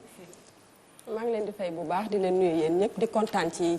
woote bi. vraiment di wax kontaan trop ci waxtaan bi am na solo. macha allah jërëjëf Ndeye Fatou Cissé nekk koo xam ne comédienne la. comédienne mooy lan. comédienne mooy kuy théâtre. mooy kuy théâtre wala mooy kuy reetaan loo nit ñi. des fois nga gis bu nit di xoromoo nit ñi ree ñu ne yow comédien la waaw. léegi maa ngi dégg Papa di ko wax xam am na ku muy wax sànq naan comédien la. d'accord waaw. comédien aussi humoriste mooy reetaan lawaate humoriste mooy reetaan lawaate mais comédien il peut être humoriste il peut être comédien acteur ça dépend il est polyvalent oui. d'accord yow moom nga nekk itam metteur en scène loolu mooy lan. metteur en scène. waaw mooy nga gis benn pièce théâtre nga ut sa ay personnages mettre leen sur scène. d'accord ñuy théâtre quoi. d'accord loolu nga waaye itam ñuy waxtaane nag série boobu wala pièce de théâtre boobu nga xamante ne moom la suñu xarit Marouba Fall bind. nan la demee ak lan ngeen ciy waajal. waaw pièce boobu Marouba Fall moo ko bind. mu tudd Adja la militante du grâce. pièce la bu am solo bu jigéen buy wane taxawaayu jigéen dans la société. parce que Adja la militante c'est une femme militante comme ni ko titre bi bindee c'est une femme militante parce que Marouba mu ngi wax ne moom mu ngi inspiré wu ci Adja Aram Diène parce que un jour dafa mës a dem benn meeting di seetaan mu gis beneen leader politique une femme bu ñëw wax en français kenn déglu ko mais Adja Aram Diène dafa ñëw taxaw wax en wolof ñëpp di ko déglu ñëpp déglu ko quoi nee na mu inspiré wu ci loolu moo tax mu bind Adja la militante du grâce waaw pièce la nag bu am solo buy wax taxawaayu jigéen daal dans la société. boobu yow yaa ko war a taxawu doon koo xamante ne yaa war a taxawu pièce boobu. ba ñu tourné ko fan ngeen ci toll ak lan ak kañ ngeen ko war a tourné. waaw ñu ngi commencé liggéey depuis janvier. au théâtre Sorano. macha allah ñu ngi ciy liggéey bu am solo. mais incha allah war nañ ko jouer vendredi pour les étudiants. de l'UCAD à partir de 10h. ñu ngi ci moom liggéey nañ ko macha allah. ba mu pare 10h suba. waaw 10h ci suba. 10h ci suba étudiants yëpp dañuy ñëw macha allah ñu joué leen ko vendredi. le 13 incha allah. d'accord xam naa ci loolu la ñuy waxtaan. lu ci baree bari jotoon nañ fee dalal sëñ Marouba. waxtaan ceeg ñun livre bi nga xam ne moom la ciy def ak yëpp ñu waxtaanee histoire beeg taarix beeg ni nga xam ne noonu la demee. waaw professeur. waaw ñun dañuy rafetlu œuvre bi. parce que au moins c'est vraiment dafay wane suñu député yi. entre Caroline Faye bi nga xam ne moo doon premier député nekk di làkk tubaab. ak Adja Aram Diène vraiment mu personnaliser loolu. vraiment loolu c'est lu ñu moom la quoi. mais que penses-tu du théâtre sénégalais est-ce que am na avenir est-ce que les gens vont au théâtre dans ce pays. bon waaw ñu ngi dem ba léegi ñu ngi dem ba léegi mais pas comme avant. parce que léegi boo xoolee télé bi dafa yàq lu bari. parce que des fois les gens ont la paresse de sortir le soir pour aller au théâtre yooyu parce que télé bi la quoi télé bi la mais ñi bëggoon ñu ngi bëgg ba léegi ñi jàppoon ñu ngi jàpp léegi am ñu dem théâtre ba léegi. waaw ñu ngi dem théâtre ba léegi waaw. parce que nous quand on était au lycée théâtre c'était très important. même bi ñu nekkee primaire dañu wax ne que dafa am théâtre tey mais dafa may kon affaire boo xam ni événement la woon. et pourtant il y avait la télé. mais pièce de théâtre c'était vraiment ça faisait partie de nous. xam nga chaque fois boo amee événement ci koñ bi wala dara y avait benn groupe de théâtre bu ñëw jouer une pièce de théâtre mais léegi loolu dama gis ne que dafay dem de plus en plus. da ngeen a liggéeyut. wala lan la qu'est-ce qu'il y a l'art bi da ngeen a sàggan ba mu rëcc leen wala. fu ko Senghor yóbbuwoon moom la ko gars yi wàcc wala lan. bon waaw wax nga lu am solo Senghor aussi daf ci liggéey bu am solo nag. ci liggéey bu am solo. macha allah sama doyen yi ma fekkoon Sorano ak yëpp bu ñu daan wax fi ñu doon jaar. parce que Senghor da leen doon suivre pas à pas. pas à pas. c'est un homme de lettres. waaw c'était un homme vraiment. yéen a ngi koy def foofu Sorano. ñu ngi def lan. yéen a ngi def foofu ay théâtre. bien sûr chaque année on prévoit 2 créations par an. 2 créations si c'est possible si on peut faire plus on le fait. waaw des fois on a des commandes aussi. nit mën na ñëw commander benn affaire ñu jouer ko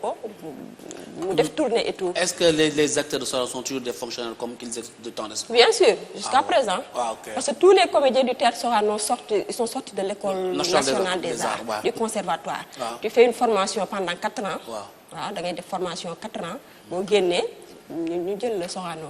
ñu jël le Sorano. man je me dis juste que problème marketing ak management le théâtre sénégalais am. c'est-à-dire tey jii même ñu si bëri ñun soo ñu waxee waxu théâtre. dañuy jàpp ne téléfilm ñuy seet. mooy série bien sûr loolu te seen bokkul ak dara. ñu bëri ñi nga xam ne xamuñu ko bés boo demee seetaan ko ci planche. doo ko bëgg a seetaan télé. bokkul sax c'est pas la même chose. man ma nekk à l'université sama prof sama monsieur Diakhaté.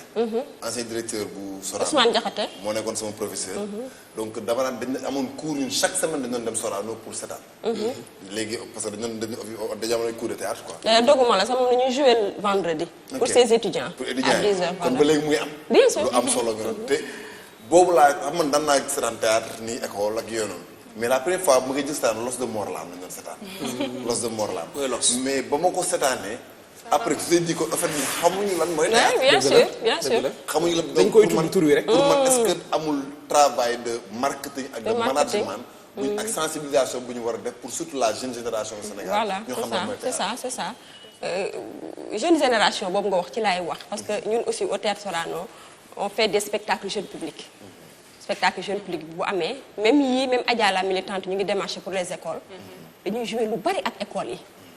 école yi aussi booy jouer ak ñoom ils viennent parce que tu sens que xale yi bëgg nañ ko. xale yi bëgg nañ ko macha allah bu ñu ñëwee des fois il nous arrive même de jouer 2 fois par jour parce que dañuy am public boo xam ne du ñu mën a satisfaire demande bi on joue 2 fois par jour. donc vraiment le jeune public loolu day ñëw mais plus tard après la. waaw parce que le jeune public est. am na tamit beneen plaidoyer bu ma amoon. l'an passé dama amoon ay gan yu jóge Sacramento. ñu ay rappeurs américains. par hasard ñu toog benn samedi am ñu lu ñuy def. jékki-jékki Aziz Ngom sama benn rakk la bu dëkk Tëngéej. donc moom mooy tëgg ci ensemble lyrique traditionnel. waaw Aziz Ngom moom mooy tëgg percu. Aziz ne ma way grand tey mooy tëj saison bi. foog ngeen ñëw seetaan si. par rek mën a gars yi kaay dem seetaan mais dama dem sama yaram da doon daw. lan danse. non en fait danse théâtre. ak musique en même temps. en fait c'était un spectacle 31 décembre. waaw comme genre comédie musicale yi ñu naan di ngay seetaan film yi mais en version Sénégal ñu lay raconter histoire. xeexu benn famille Halpulaar ak benn famille Halpulaar ak lan la woon yaakaar naa ak séeréer su ma juumul. séeréer Halpulaar ak séeréer ñu war a marié léegi parce que dañu doon ci bëri la ci làmb la tax de démarrer saa yi na ko bés boobu. c'était l'année passée ça. l'année passée oui c'est récent. mu ne ko bés boobu c'est la nouvelle création. saa yi bu ñu ko daanee. mu jël séeréer may ko ko. séeréer moom tamit ne moom du sëy ak séeréer. parce que Halpulaar la. donc léegi ci biir nag dañ lay raconter waale lu bëri ci histoire. tout à fait voilà donc c'est-à-dire man je me dis que est-ce que théâtre Sorano est-ce que travail de valorisation bi mu war a am ak tamit jege nit ñi tamit pour nit ñi xam ne en fait lii pour ñëpp la. entrée yi sa cher la. soo fa demee entrée yi yomb la. donc travail boobu nag est-ce que c'est fait. parce que man chaque fois dama koy wax. parce que le directeur sama suñu grand la waa Tëngéej la. mooy say Sat Samb. dama koy wax à chaque fois bés bu nit ñi xamee li di am foofu en matière de spectacle en matière de culture nit ñi dinañ gën a sawar pour ñëw. il faut ñu def publicité bi nit ñi duñ ko yëg. waaw day am mais duñ kenn du ko yëg. bien sûr man parce que kenn benn ci percussionniste yi moo rek sama koñ. donc moom moo ko wax. par hasard noonu laa ko xamee. waaw c'est vrai aussi xam nga bon man aussi mënuma ci wax carrément parce que vraiment loolu liggéey ñeneen la. peut-être prochaine fois d'autres émissions ngeen invité leen ñu gën ci mën a yaatal ñoom. waaw man peut-être ci liggéey artistique bi rek laay mën a wax. macha allah dinañ jéem nag lu ñu mën mais xam nga des fois le Sénégalais aussi est très paresseux. des fois il faut que ngay forcer trop ci information bi pour nga mën a am li nga bëgg. mais ñun moom macha allah ñu ngi def li ñu mën. des fois dañuy génn sax dans les régions spectacle bi ngay wax nii joué nañ ko fële à Thiès. Thiès dañ ko njëkk a joué spectacle boobu mu réussir nekk lu neex 31 décembre aussi ñu joué waat ko mais dañuy génn région yëpp dañu fay dem macha allah mais pour marketing beeg yooyu loolu moom dafa am ñoo xam ne loolu moo ci seen liggéey daal waaw. mais nag am nañ seen bi nag foog ñu kii. waaw loolu moom waaw am na ci solo trop. da nga ñëw si domaine boo xam ne man dafa maa neex en fait. surtout partie bi ñuy wax comédie. comédie moi j'adore la comédie. maa ngi fàttali ko am na benn jour grand théâtre ngay dégg ñu naan la maa ngi dem seetaani artiste. am na show bu am ak yooyu. ndew ma ci benn jour daal laa tàggoo suñ ko damay dem grand théâtre sama yaay ni ma foo jëm ma ne ko saa neex moo fa am benn prestation. pour dire comment j'aime comédie et puis bi ma demee j'ai vu prestation bi comme ni ko Papa sa waxee soo fekkee bi nga xam ne dañ ko def en live mooy dàq fuuf. que bi nga xam ne dañ ko def ci théâtre mais maa ngi lay dégg sànq ngay wax école nationale des arts ku nekk Sorano foog nga jaar fa def fa 4 ans. prétexte la pour ma laaj la sa jaar-jaar parce que ñu ngi lay gis ci télé bi mais on te connaît pas vraiment. sa jaar-jaar. waaw sama jaar-jaar mooy loolu rek école laa génnee conservatoire. def sama formation 4 ans génn après bi ma génnee aussi je travaille avec Pape Faye Zénith Art liggéey naa ak moom lu bari ba léegi sax je travaille avec lui après loolu laa ñëw Sorano depuis 2007. depuis 2007 maa ngi Sorano waaw université. waaw yàgg naa ci macha allah 95 laa génn sama formation. d'accord waaw bi ma paree aussi foofu laa jaar ci Pape Faye génn maison des écrivains et tout après ñëw Sorano. voilà c'est ça. léegi qu'est-ce que ça fait collaboration bi ngeen di am ak jeunes artistes yi parce que des fois ngeen gis comme nouvelle maison de production jël ñoo xam ne jaaruñu ci école des arts woo leen yéen ngeen ñëw di jouer ak ñoom qu'est-ce que ça vous fait. bon ça fait rien de toutes les façons. yéen a ngi préconiser noonu. bien fekk benn nabu rek jël ko joué loo ko. bien sûr comme Adja la militante. d'accord la majeure partie des comédiens qui sont dans la pièce ne sont pas du théâtre Sorano. d'accord parce que Sorano aussi c'est un théâtre national. c'est ouvert à tout le monde voilà. donc chaque année on fait une création boo xam ne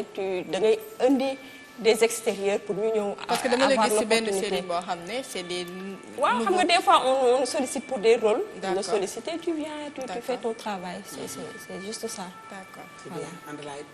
d'accord man question bi ma amoon mooy dama la dégg sànq nga ne parfois dafa am ay pièces yoo xam te ne da ngeen koy jouer sax ci région bi. donc mu bëggoon xam ba xam public bi nekk fii bu ngeen ko jouer Dakar ak foofu noonu ndax am na benn différence bu xaw a kawe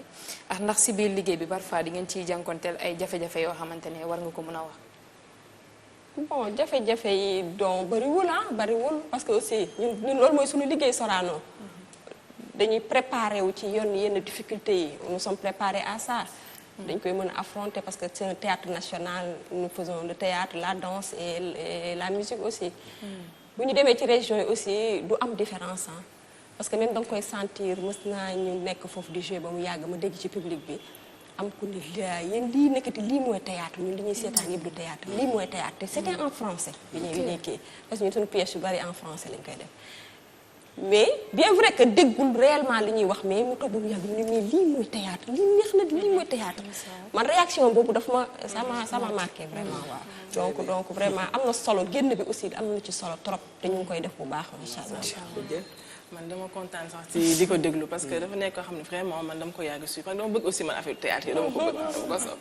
léegi dama ko bëggoon laaj bi amoon benn message bu muy jox jeune génération bi jeune comédien ban message lay nekk message bi ma leen di jox moom laa leen di wax toujours parce que man jege naa leen trop nag macha allah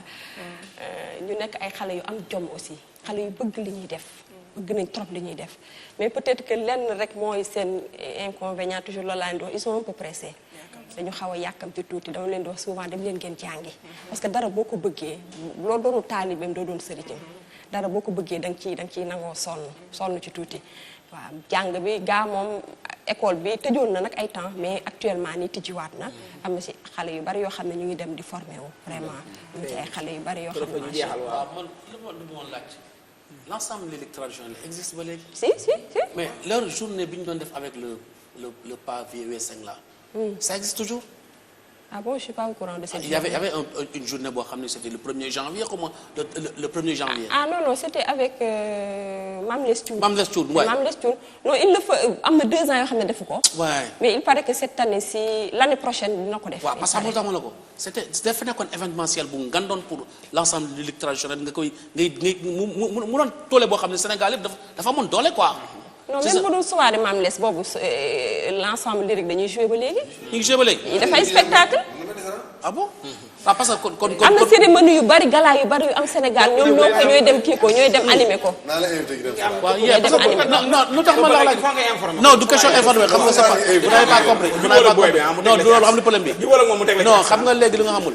par rapport ak seen ensemble lyrique traditionnel c'était des femmes yoo xam ne elles étaient connues à travers le Sénégal. xam nga li ma si wër. ay Mati Thiam Dogo ay.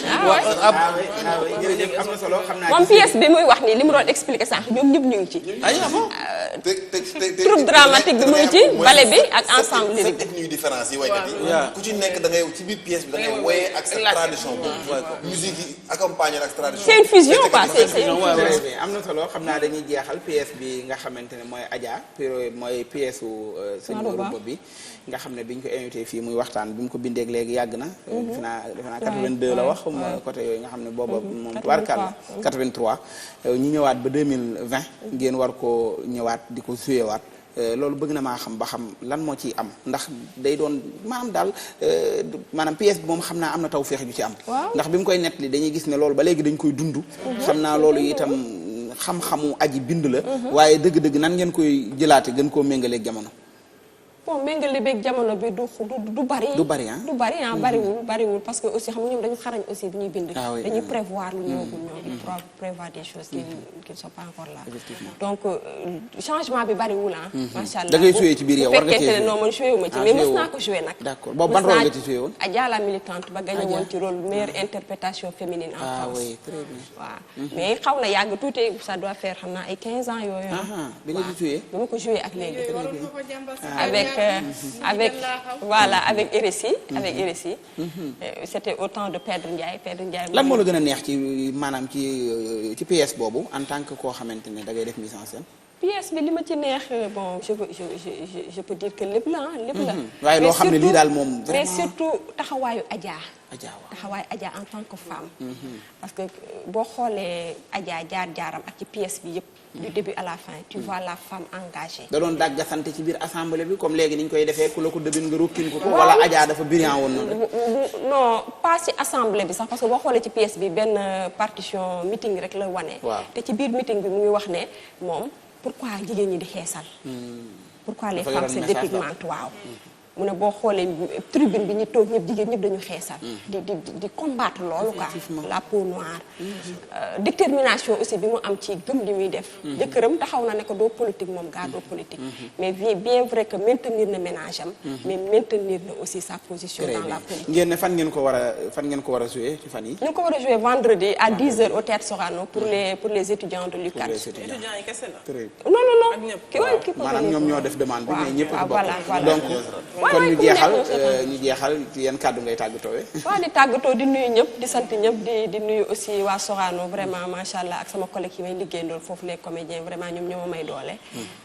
li olof naan ku ñeme dañ la dee. vraiment ñoom ñoo ma wóolu di ma dénk yenn liggéey yi vraiment di ma ci jàppale nag macha allah. di nuyu sama directeur Saïd Sarr Samb. di nuyu aussi Marouba Fall ndax liggéey bi aussi daf ci taxawaay bu am solo macha allah.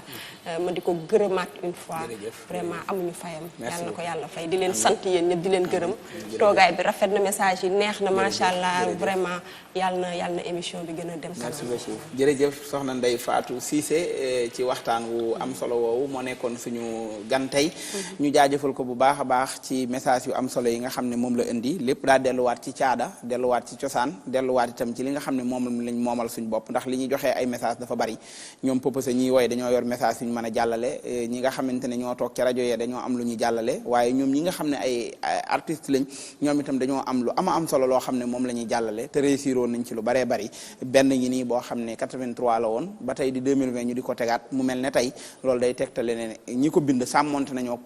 population bi nga xam ne ñooy dund li ñuy dund ñu bindal leen ko sant nañ la gërëm la jaajëfal leen yéen itam ndokkee leen bu baax a baax ngeen dem ndànk ñibbi dallu ji bu ko defee ngeen reer tuuti bañ a ëppal xam ngeen ni ma ko waxee daal bu ko defee ngeen bàyyi ma xel man maa ngi leen di bàyyi xel fa ngeen nekk moom laay gaaruwaale noonu